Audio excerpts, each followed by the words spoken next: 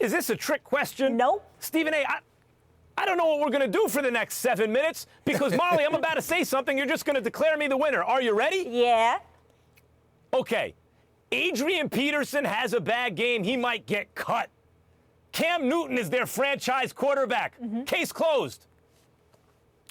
Well, you could say that. I don't view it that way because of the position of the NFL. See, when I look at Adrian Peterson, he didn't have people knocking down his door. He went to the place that offered him money.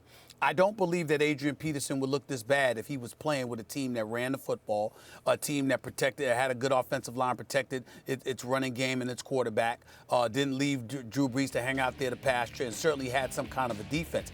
I think Adrian Peterson is just in a really, really bad spot, not to mention the fact that with Kamala and Ingram, they have two other running backs. So you talk about Adrian Peterson getting 5 or 6 carries. We don't know what he can or can't do because he's barely had the football. In the case of Cam Newton, he's coming off that shoulder injury. He looks very rusty. But more importantly than that, Max, he looks like he's aged to some degree. I've got people in Carolina telling me that he just looks different. His swagger, how he walks around, his mood, his presentation, just his aura, it all seems to have changed. He seems incredibly compromised, like a fish out of water to some degree. Now, obviously, he's young enough and we think he'll get it back.